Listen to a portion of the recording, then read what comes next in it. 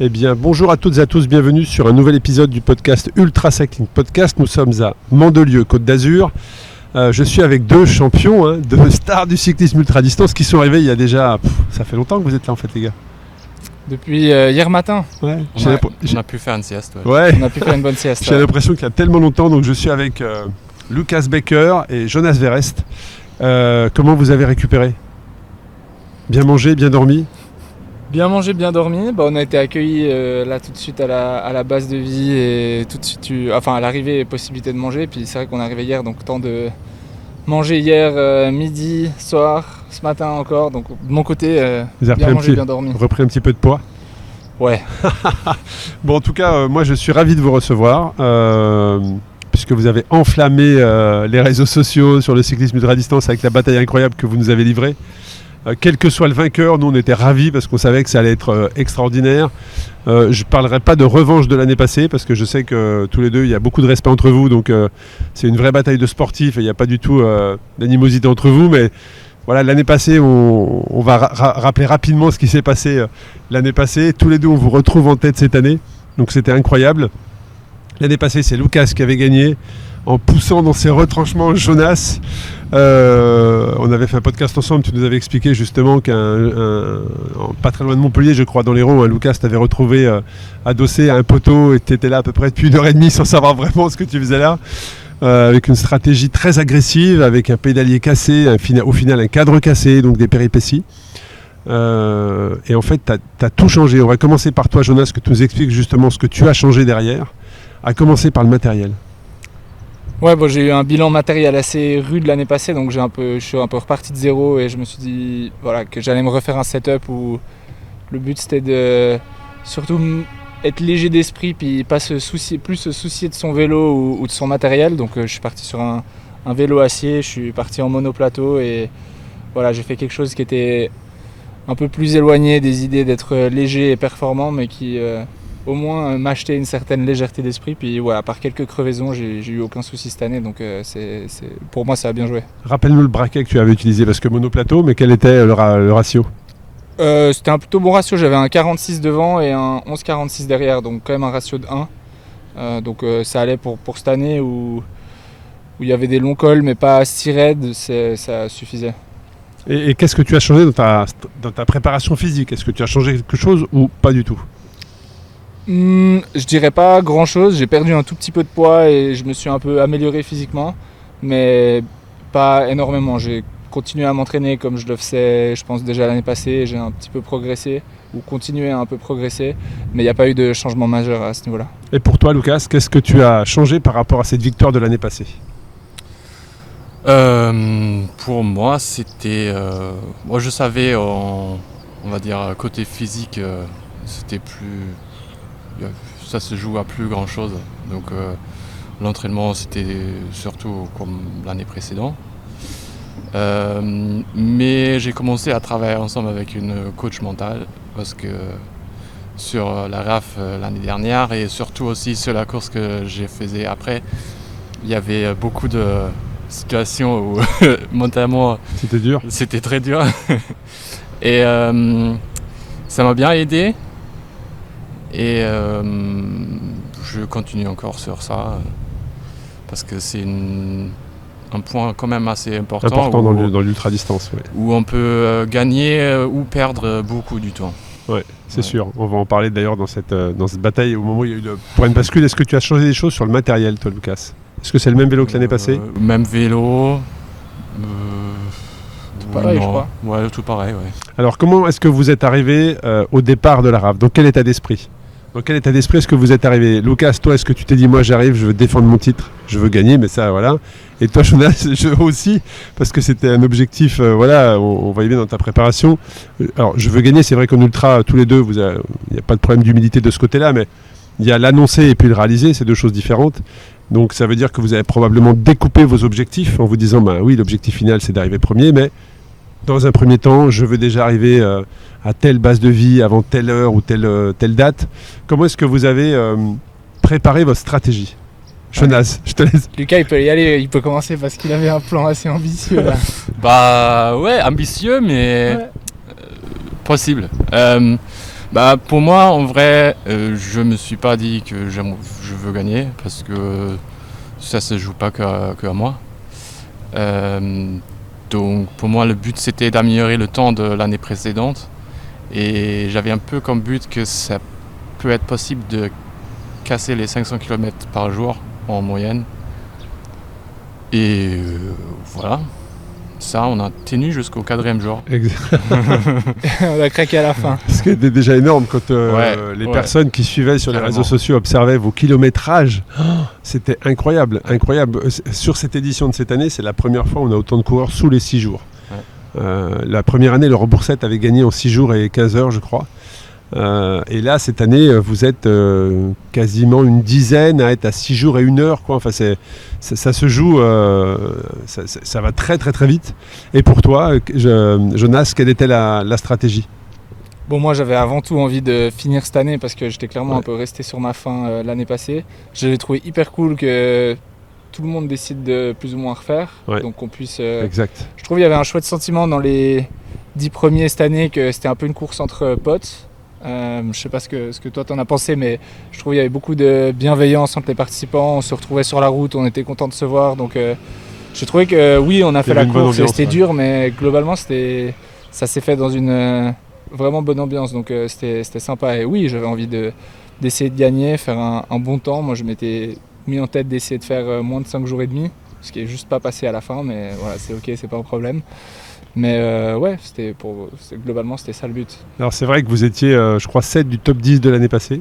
Ouais. Et au bout de 24 heures, quand on a vu le top 10 de cette année, en fait, c'est pour ça que vous vous connaissiez, parce que vous vous êtes plus ou moins tous croisés sur une Race Cross série, parce qu'il y avait le vainqueur de Race Cross France de l'année passée, il y avait Race Cross Paris que tu as gagné, il y avait Race Cross Espagne aussi, il y avait Race Cross Belgique, donc il y avait des vainqueurs de différentes Race Cross, ou des podiums, je pense notamment à Joachim Medler, qui a été plusieurs fois podium, à Régis Courteil, qui est souvent podium.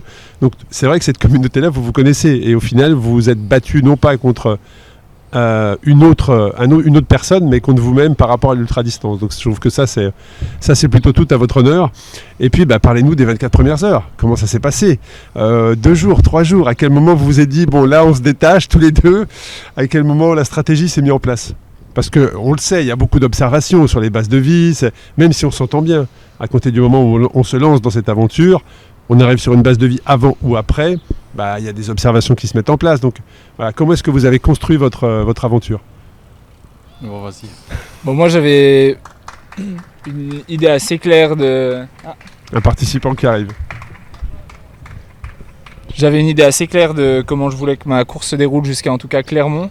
Donc jusque-là, je suis assez resté dans ton plan. Dans mon plan, où j'avais des idées plus ou moins d'à quelle heure j'imaginais être où et déjà où je voulais plus ou moins dormir. Et ouais, j'étais plus ou moins j'avais 1 heure de retard à Clermont sur ce que j'avais espéré, donc c'était pas mal. Au début, j'ai eu un petit coup de stress quand cette année je m'étais dit je pars pas trop fort, et après 100 kills, j'ai ouvert le tracker pour regarder les temps de passage des autres et j'ai vu que Lucas était parti à 34 km/h sur les 100 premiers kills, et je me suis dit peut-être qu'il faut que j'accélère un petit coup. Non, et on s'est croisés, je pense qu'on s'est retrouvés avec Lucas et Alexandre un peu avant la première base de vie. Et après, je pense qu'on était encore tous pas mal dans notre rythme, en tout cas sur la première partie de course. J'ai pas l'impression qu'on s'est vraiment ajusté les uns aux autres. Ça s'est plus joué à la fin où je crois qu'avec Lucas, on a senti qu'on allait être les deux seuls à passer le massif central et à continuer ensemble. Sur la journée au départ de Montastruc, où là c'est allé assez vite de Montastruc à Clermont. Et je pense que c'est à ce moment-là à Clermont qu'on a un peu senti qu'on allait faire la course ensemble. Moi je vous ai vu passer à Kellen, et vous êtes arrivés les 3 en 1 minute 30 d'écart. Ouais. Donc là c'était assez dingue, après 600 bandes je crois, donc les 3 en 1 minute 30, donc là aussi il y avait une bonne ambiance, hein, c'était très très sympa. Et puis après je vous ai vu à Montastruc. Et je me souviens, Jonas, je t'ai dit, c'est quoi ta stratégie pour Clermont ? Tu m'as dit, j'aimerais y être à 1h du matin. Il était 7h du matin, et tu m'as dit, oui, c'est ça, il était 7h du matin, et tu m'as dit, j'aimerais arriver dans la nuit à 1h du matin. Tu as été hyper ponctuel parce que tu es arrivé à 1h15. Ouais. Donc là, c'était vraiment réglé comme une horloge à musique. Et puis après, on vous a vu vous détacher. Derrière vous, le concurrent Marc Arnold, qui était 3e à ce moment-là, lui, a connu une défaillance. Je n'ai pas encore eu l'occasion de discuter avec lui précisément pour comprendre, mais il a totalement explosé à ce moment-là. Alexandre Bizel qui avait raté son réveil la nuit d'avant, avec 6h30 de pause, eh ben, a pris la place et remonté parce qu'il était frais. Et puis vous vous êtes détaché. Comment toi, Lucas, tu as vécu ça? Pour moi, c'était. Parce que tu étais encore second, enfin, pas forcément dans les classements, mais au niveau de la position. Ouais. Mais ça, vous étiez toujours à 1 heure, hein. Il n'y a jamais eu 4 heures d'écart. Toute la journée. Impossible de prendre plus qu'1 heure, hein, dans un sens ou dans l'autre, je crois. Pour moi, c'était toujours jouable de rester dans les 500 km par jour. Vu que les premières journées, on avait pris une bonne avance. Je ne sais plus combien on en avait fait en 24 heures, mais je pense qu'il y avait une marge de 130 km. Et avec le terrain, c'était sûr que ça va être très difficile de dépasser les 500 km.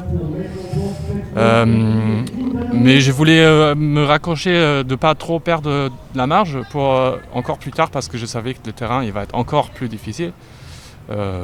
Et c'était ça le but principal en fait. Ouais. Est-ce que quand tu arrivais après Clermont, donc on se dirigeait sur un terrain comme tu dis difficile, on se souvient l'année passée de la manière dont tu grimpais, hein. Il y a une vidéo, moi je me souviens très bien d'une vidéo où tu disais je sais pas ce qu'elles ont mes jambes, elles tournent toutes seules.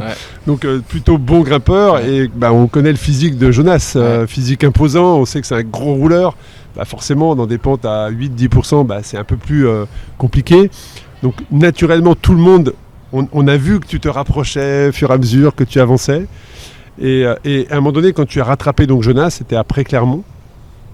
Bien après Clermont. On a fait un petit déj là ensemble ce matin. On a se croisé la première fois à Clermont.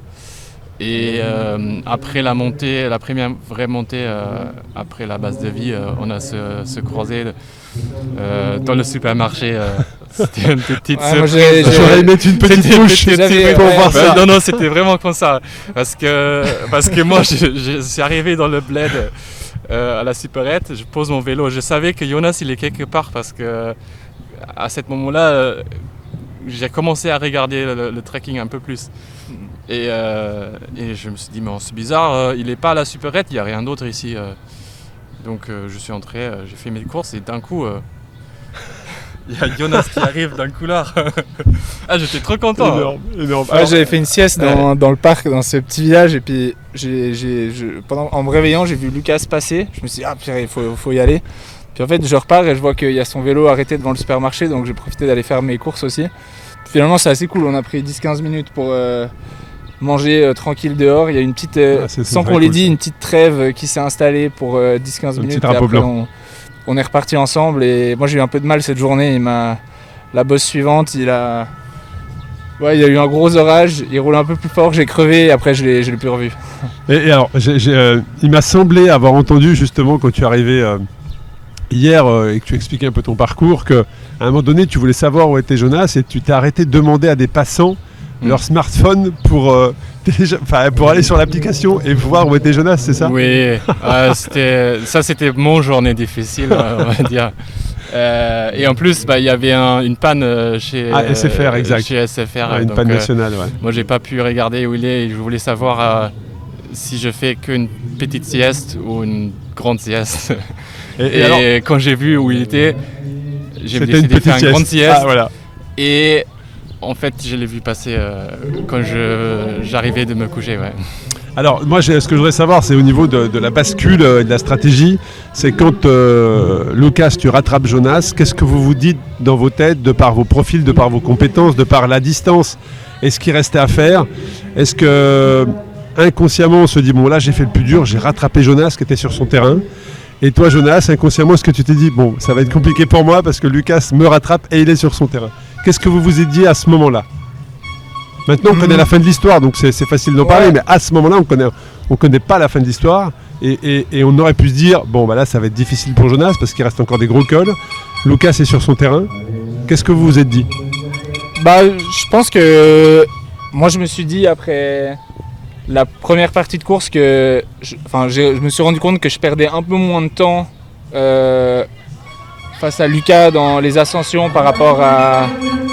Alors là, il va y avoir du bruit. Il va y avoir du bruit, tu sais pourquoi? Parce que c'est son anniversaire en fait. Voilà.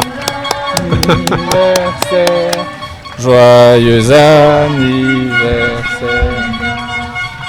On fête l'anniversaire d'un coureur effectivement qui pour, je crois que c'est ses 22 ou 23 ans, termine une Race Cross France de 1500 km. Ou c'est Alexis, Erard. Donc c'est très très cool. Je te laisse continuer, Jonas.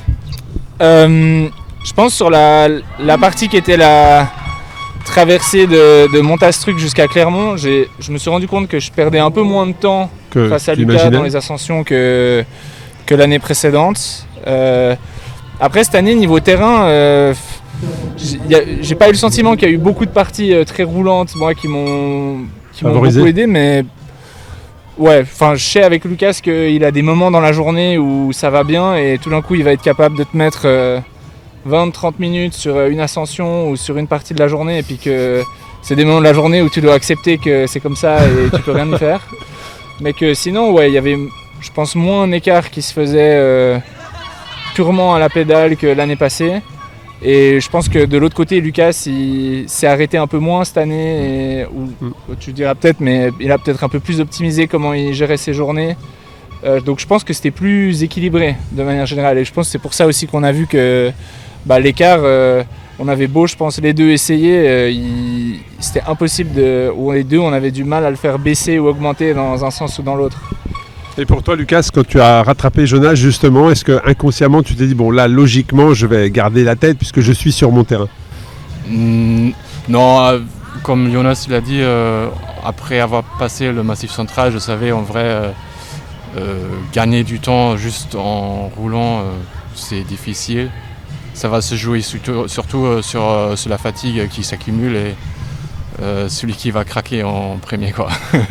Alors celui qui va craquer en premier, je réexplique le contexte. Nous on était à Clermont, on suivait à distance votre évolution et tout le monde se disait oh là là, devant c'est incroyable ce qu'ils sont en train de faire et tout.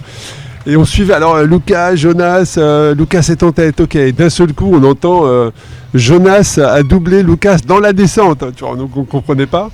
Et la question qu'on vous a posée, parce que vraiment sur les GPS, on a vu Lucas descendre de la cime de la Bonnette, et au même moment, Jonas était à l'opposé de la cime. Et on s'est dit peut-être qu'ils se sont croisés là-haut. Est-ce que vous vous êtes vus là-haut?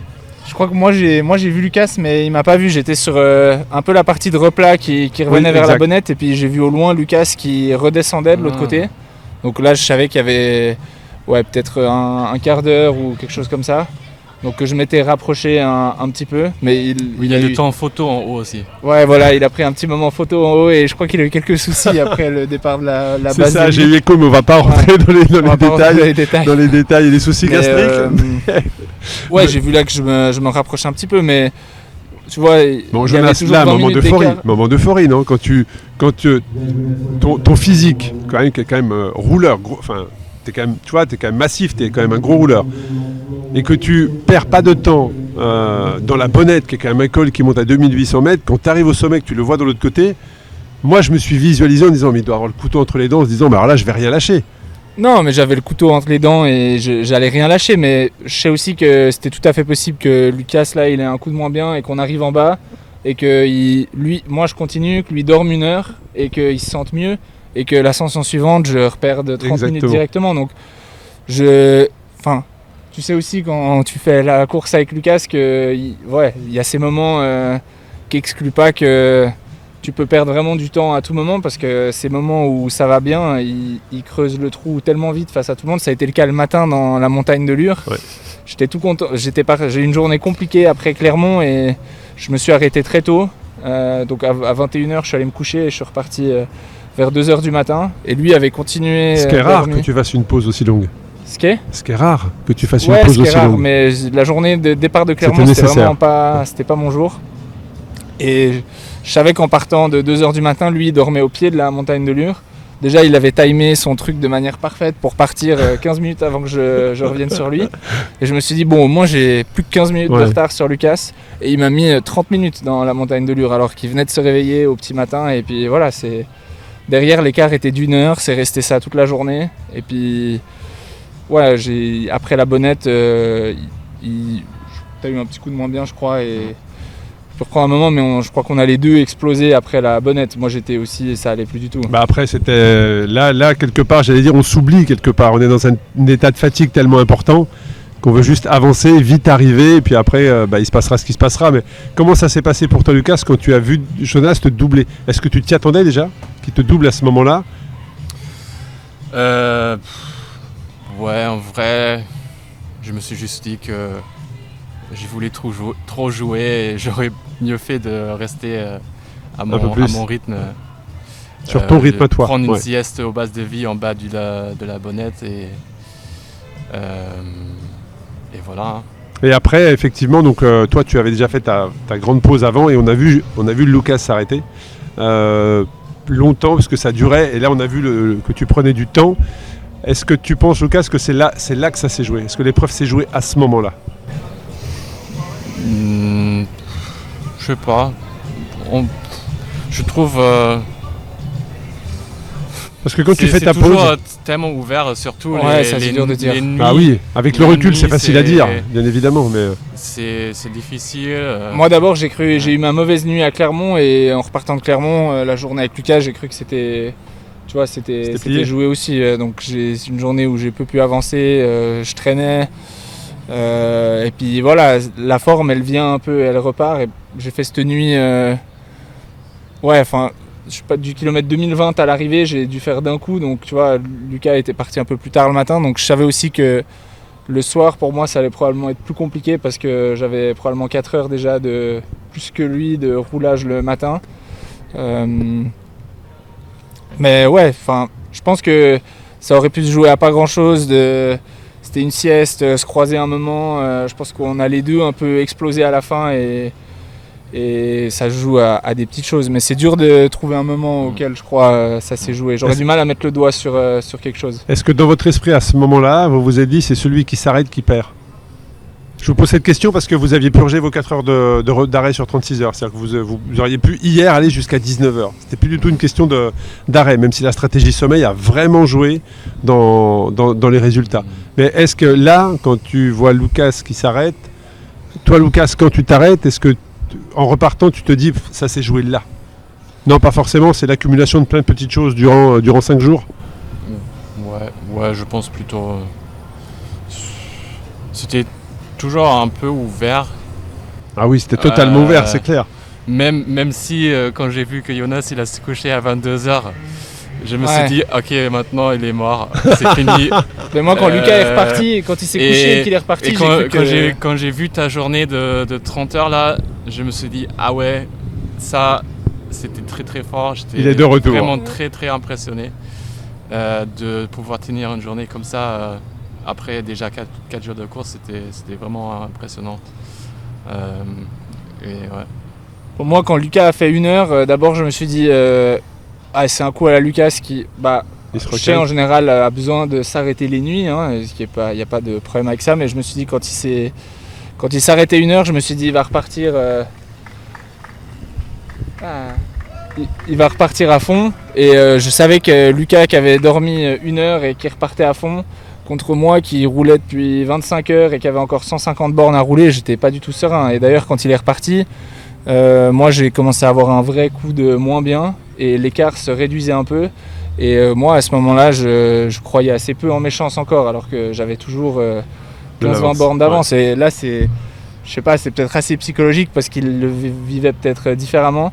Mais il s'est réarrêté 1h30 après ça parce que je pense qu'on était les deux dans des états un peu compliqués. Fatigué, ouais. Et là quand il s'est réarrêté, cette fois-là je m'étais dit probablement que si j'arrive à m'accrocher, tenir bon et continuer, j'ai été hyper lent mais au moins j'ai continué à avancer, que ça devrait le faire. Mais je pense que c'est vraiment ça se joue à rien.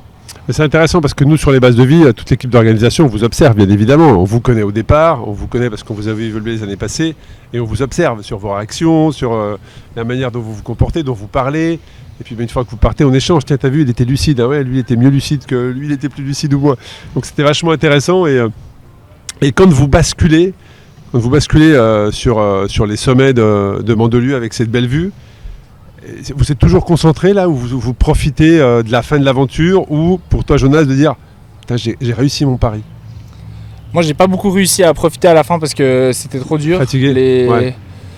Toute la partie, les 150 derniers kilomètres depuis la fin de la descente de la Bonnette pour revenir jusqu'à Mandelieu, j'ai du mal à prendre du plaisir. Ouais, là j'ai tiré un peu trop loin et je touchais un peu Aux limites. aux limites où voilà, ça devient désagréable et plus du tout efficace. Enfin, en temps normal, je roulerais pas comme ça, mais voilà, c'était fin de course et Ouais, c'est du sous-régime il total. fallait finir. Mais Ouais. j'ai jusqu'à la descente du Tanneron à ici, il y a eu quelques très longues heures pour moi.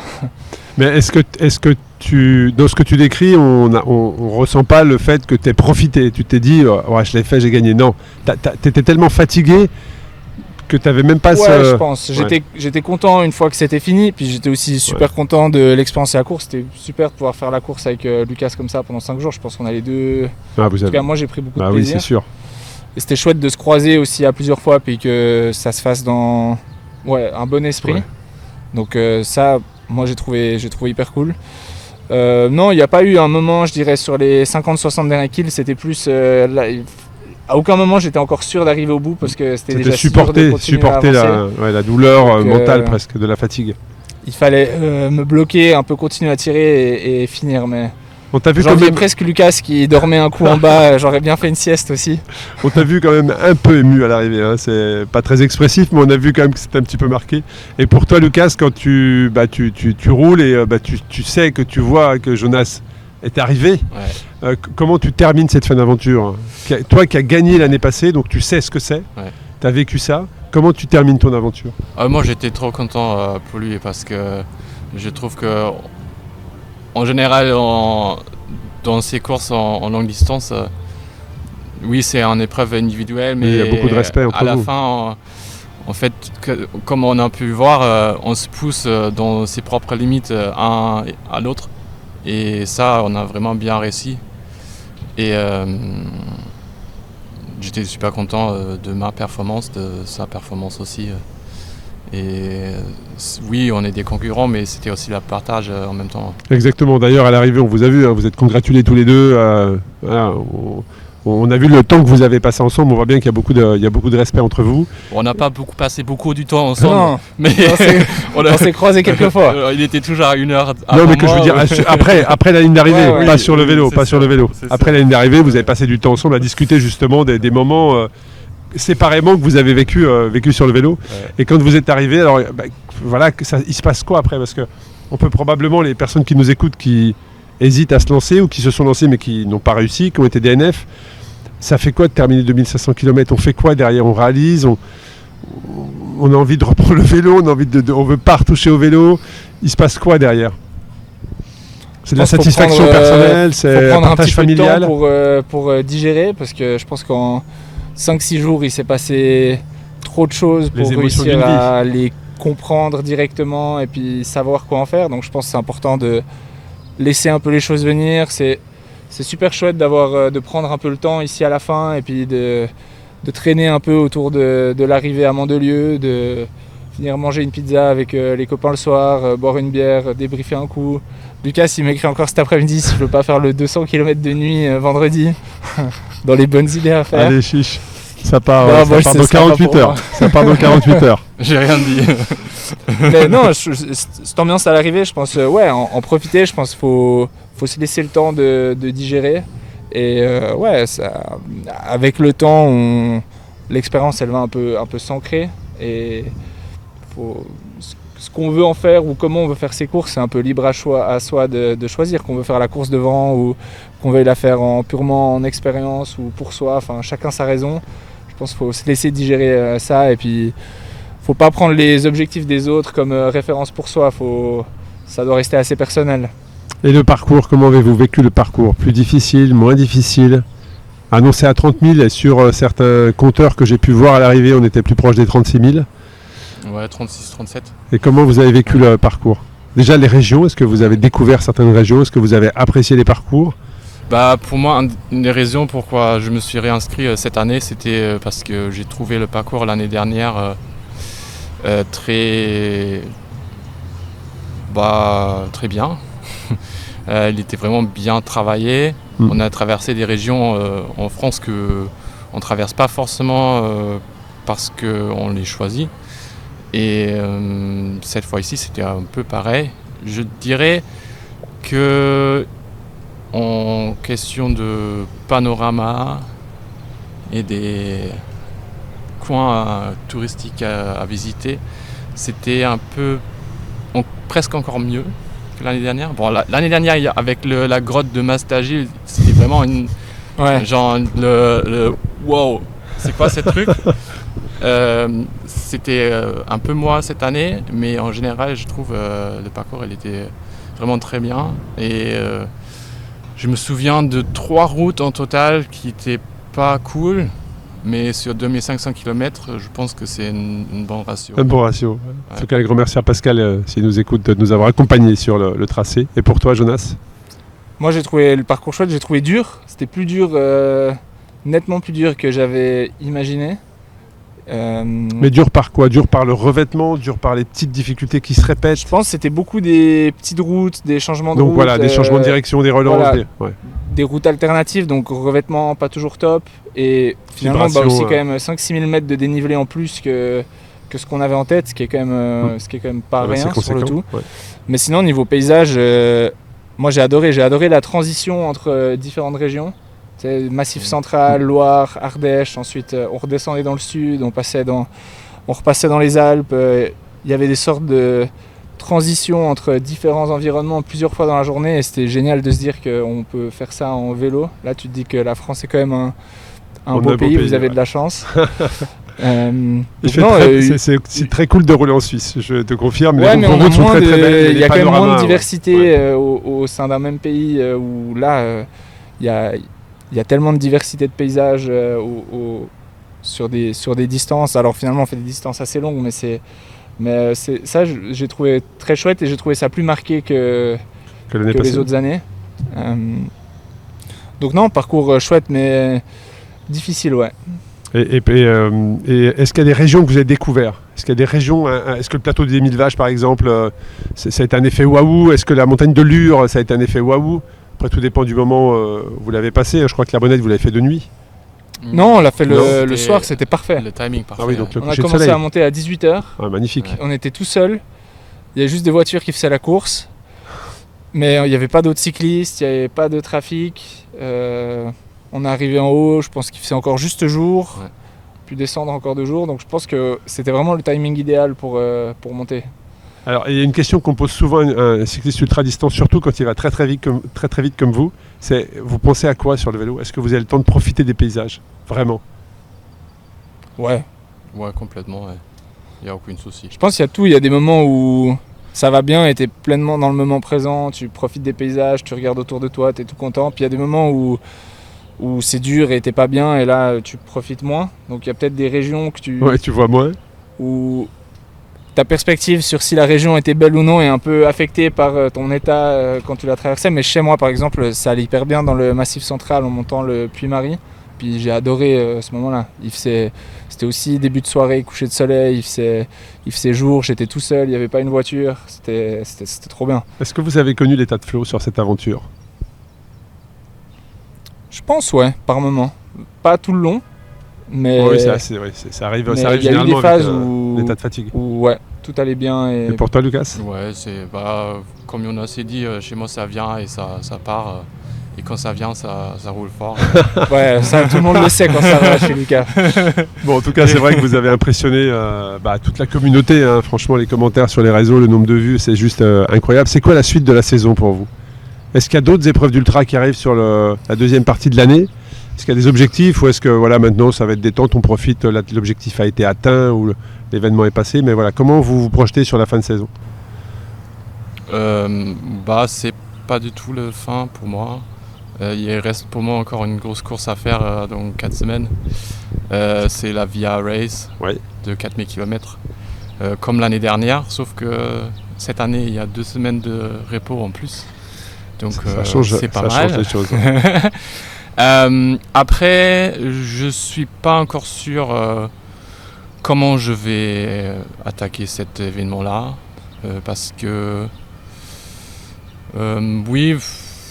c'était dur ici là et je pense que j'ai envie de profiter un peu plus différemment de cet événement là. Tu vas aborder l'événement différemment? Peut-être, ouais. Et pour toi, Jonas, je crois qu'il y a un truc qui se profile assez important. Ouais, mais je suis pas très loin de la perspective de Lucas. Je suis inscrit en tout cas au départ de la TCR qui est fin juillet. Mais il y a quand même quelques questions là après la RAF sur si oui et comment j'ai envie de faire cette TCR. Parce que là c'était dur cette semaine. Il y a quand même la question de est-ce que dans 6 semaines j'ai envie de refaire quelque chose d'aussi dur. Engagé. Donc je me pose quand même un peu la question si déjà 2 grosses courses comme ça sur un été c'est pas trop, c'est pas s'enlever trop de place. Donc je me laisse quand même encore là 1 semaine ou 2 pour digérer, prendre le temps et puis voir si et comment j'ai vraiment envie de la faire. Mais en tout cas le plan est de faire la TCR encore fin juillet. On va suivre ça avec beaucoup d'attention. En tout cas, j'allais presque vous dire rendez-vous en 2026, mais le parcours, les villes en tout cas vont être dévoilées ce samedi. On va les annoncer samedi, on vous donnera les dates et les villes départ de l'année prochaine. Parcours qui s'annonce somptueux. Et voilà, je vous donne rendez-vous pour un nouvel épisode du podcast Ultra Cycling Podcast dans quelques jours. Peut-être que vous avez un dernier mot à partager ou un message à faire passer suite à cette aventure. Non, je pense courage à tous ceux qui sont encore sur la route. Ils sont nombreux. Ils sont encore nombreux, donc profitez bien. Et ouais, je pense qu'il faut avant tout prendre quand même du plaisir et il faut faire ça pour soi-même et pour les bonnes raisons. Et pour toi, Lucas ? Je m'ajoute à prendre du plaisir. C'est, je pense, le plus important. Et je trouve que pour des gens qui veulent se lancer dans la longue distance, comme Jonas il a dit, faut vraiment avoir ses propres réponses, buts. Ouais. Je pense que ça aide et pas toujours juste regarder devant qu'est-ce qui se passe. Très belle philosophie en tout cas tous les deux. Merci pour cet état d'esprit et puis je vous donne rendez-vous très prochainement pour un nouvel épisode. Merci à tous les deux. Merci à toi. Merci.